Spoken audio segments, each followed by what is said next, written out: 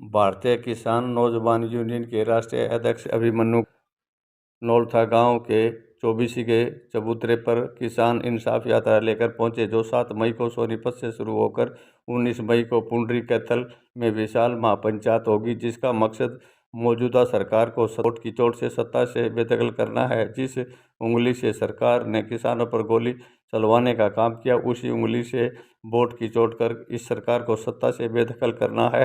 सरकार का कोई भी प्रतिनिधि गांव में आपसे वोट मांगने आता है तो उससे शांतिपूर्ण तरीके से सवाल करना। Public news Israna. छोरे को टिकट दी तो भाई जिनने गाड़ियां इतना कुचल दिए, जिन राजनेताओं ने इस देश को लूट गिरा, जिन लोगों ने इतने अत्याचार करे, जिन लोगों ने महिला पहलवानों की इज्जत पर हाथ डाला, उनके खिलाफ एफआईआर करते आना चाहिए। प्रशासन के हाथ का बजाय इनकी कलम को न चलती। अरे एक आम किसान मजदूर का बेटा अगर अपने समाज को जागरूक करने का प्रयास कर रहा है तो तुम सोचो कि बंदूका के दम पर उसने हम दबा लेंगे। अगर यह बात लागे ही न बंदूका के दम पर दबा लेंगे तो यह इनकी गलतफहमी है। और भाई राज तो आने जाने की चीज हो है। आज किसी का राज है, कल किसी और का होगा, परसों किसी और का होगा। कोई भी हो, चाहे हम हो, चाहे अधिकारी हो या राजनेता हो, किसी ने भी ऐसा काम नहीं करना चाहिए कदे भी। अगर राज बदले पाछे फिर दिक्कत आवे।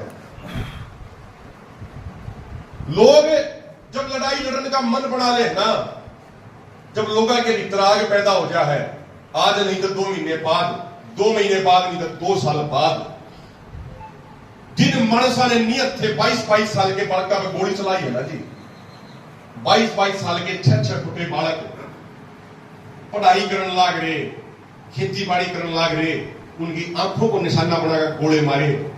एक शेखुपुरा पटियाला धोरेगा लड़का है देवेंद्र सिंह, उसकी आंख में सीधा आंख में गोला मारा और आंख नहीं, आंख के साथ पीछे का भी वो एरिया पूरा डैमेज हो गया। अगर कोई आंख भी उसकी बदली हो जाएगी तो भी वो उस आंख तक देख नहीं सकता, क्योंकि पाछे का भी सारा हिस्सा खत्म हो गया। मैं आपसे सिर्फ इतनी बात पूछना चाहूंगा, बड़ा क्रांतिकारी गांव है नौलथा, बताने की जरूरत नहीं है। हम एक बात प्रार्थना करना चाह रहे हैं, अगले 4 महीने, पिछले 5 साल में जितनी मेहनत करी है ना, समाज के योद्धा बनकर, प्रचारक बनकर अगले 4 महीने उतनी मेहनत कर दो। हम किसी की वोट नहीं मांगते, लेकिन हम यह बात जरूर कहे हैं, 10 सालों में जिस सरकार ने 50,000 से अधिक किसान मजदूरों के ऊपर झूठे पर्चे करे, जिस सरकार ने नियत थे और निर्दोष किसानों के ऊपर गोलियां चलाई, जिस सरकार ने निर्दोष और नियत थे किसानों को जेल में बंद कर दिया, जिस सरकार ने गांव की चुनी और सरकार यानी पंचायत के नुमाइंदे सरपंचों के ऊपर लाठीचार्ज करके उनके सिर फोड़ दिए, जिस सरकार ने महिला पहलवानों को सड़कों पर घसीटा, जिस सरकार ने मजदूरों के हक मारने के लिए 4 नए लेबर कोड लेकर आए, जो मजदूरों को गुलाम बनाने वाली नीतियां हैं, यो टाइम आ गया है ब्याज समेत उस सरकार का, उस पार्टी की सरकार का हिसाब किताब चुकता करने का।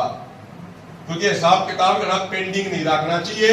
हिसाब किताब नहीं दिन की पेंडिंग रखा फिर आखिर में रोड़ा होया करे, तो वह रोड़े होने की नौबत ना होवे, तो इसलिए समय रहते ही इनका हिसाब किताब करना पड़ेगा, नहीं तो आगे जो मान लो आगे ये घर तक किसी ने लिखने नहीं दे।